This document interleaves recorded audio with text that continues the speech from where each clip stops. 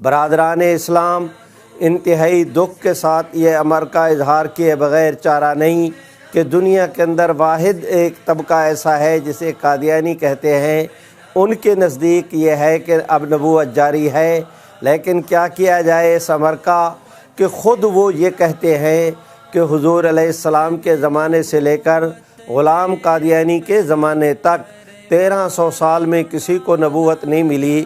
اس کے لیے بطور ریفرنس کے میں پیش کروں گا مرزا غلام احمد قادیانی کی کتاب جس کا نام ہے حقیقت الوحی۔ اس کے صفحہ 391 پر خود غلام احمد قادیانی نے یہ تسلیم کیا کہ اس عرصے میں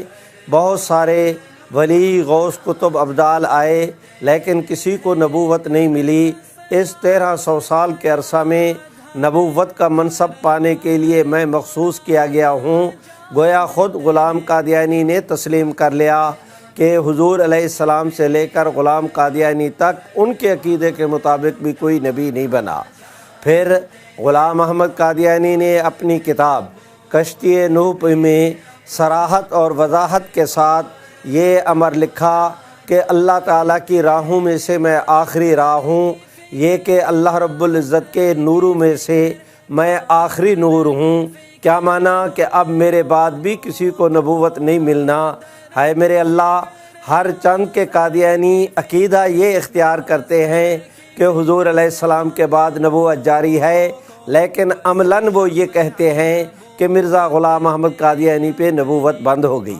اے کاش دنیا کا کوئی کرم فرما قادیانی دوست ٹھنڈے دل دماغ کے ساتھ اس امر کو سوچتا کہ تم نے رحمت عالم کی ختم نبوت کا انکار کر کے غلام احمد قادیانی کو معاذ اللہ آپ صلی اللہ علیہ وسلم کے بعد تم نے نبوت کے منصب پہ بھی بٹھانا چاہا، اور خود اس بات کو بھی اب تسلیم کرتے ہو کہ غلام احمد قادیانی کے بعد کوئی نبی نہیں، اور اس امر کو بھی تسلیم کرتے ہو کہ اب خلافت ہے، نبوت نہیں۔ بندگان خدا ختم نبوت کا انکار بھی کیا ایک شخص کی وجہ سے، اور اس کے بعد تم پھر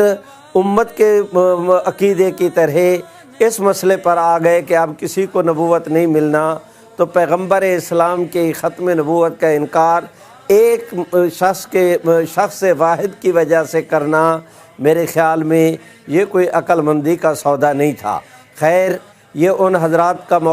کا مسئلہ ہے، وہ اس کے اوپر ٹھنڈے دل دماغ کے ساتھ غور کریں۔ ہر چند کے تھیوری قادیانی یہی پیش کرتے ہیں کہ حضور کے بعد نبوت جاری ہے، لیکن عملاً یہ کہتے ہیں کہ حضور علیہ السلام سے لے کر مرزا غلام احمد قادیانی تک بھی کوئی نبی نہیں ہوا، اور مرزا غلام احمد قادیانی کے بعد بھی اس وقت تک وہ کہتے ہیں کہ کوئی نبی نہیں، اور آگے کے متعلق بھی وہ یہی کہتے ہیں کہ بن تو سکتا ہے لیکن اور کوئی بننا نہیں، جیسا کہ ان کی متعدد کتابوں کے اندر اس کا تذکرہ موجود ہے۔ آج کی مجلس میں نے صرف ایک حوالہ وہ کشتی نوح کا سامنے رکھا کہ جس میں خود غلام احمد قادیانی اعتراف کرتا ہے کہ خدا تعالیٰ کی راہوں میں سے میں آخری راہ ہوں، خدا کے نوروں میں سے میں آخری نور ہوں۔ اس پر بھی غور کر لیا جائے۔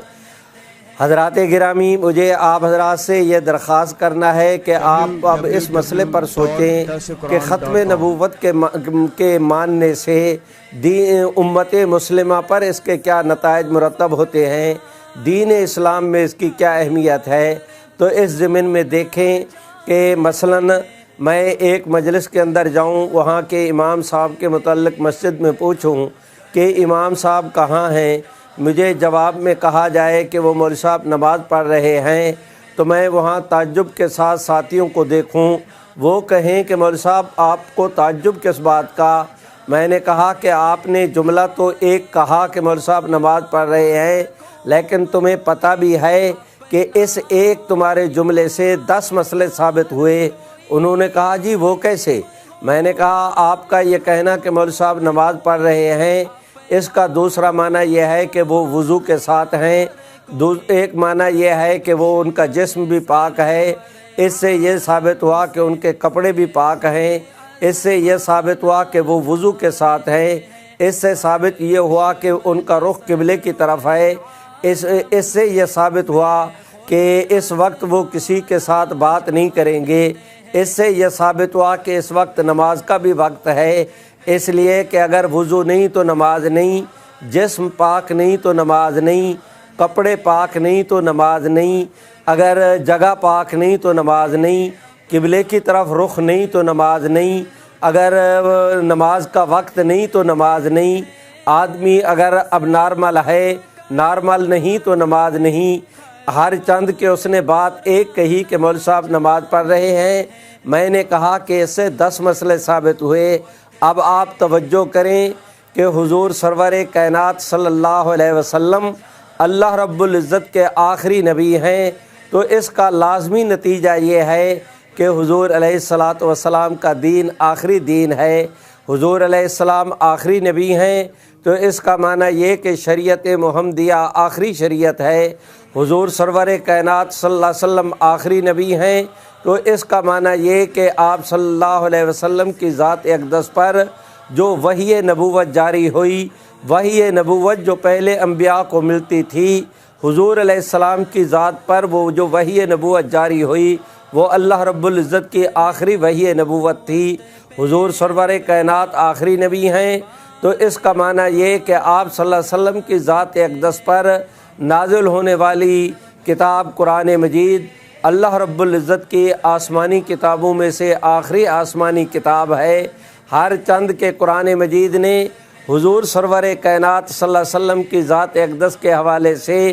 ایک بات فرمائی کہ آپ آخری نبی ہیں، لیکن اس سے دین کے یہ سارے مسئلے ثابت ہوئے۔ اب اگر کوئی شخص ختم نبوت کا انکار کرتا ہے تو وہ اکیلے ختم نبوت کا انکار نہیں کر رہا، ختم نبوت کے انکار کرنے سے یا پیغمبر اسلام کے بعد کسی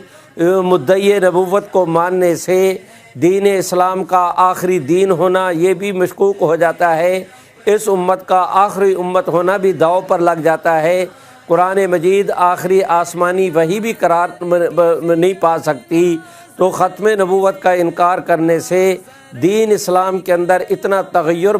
واقع ہو جاتا ہے کہ معاذ اللہ دین کی جتنی بنیادی عقائد ہیں، جیسا کہ میں نے ابتدا میں کہا، ختم نبوت کے انکار کرنے سے سارے وہ زمین پر دھڑام سے آ رہتے ہیں۔ جان لٹانا جانتے ہیں، بس شمع نبوت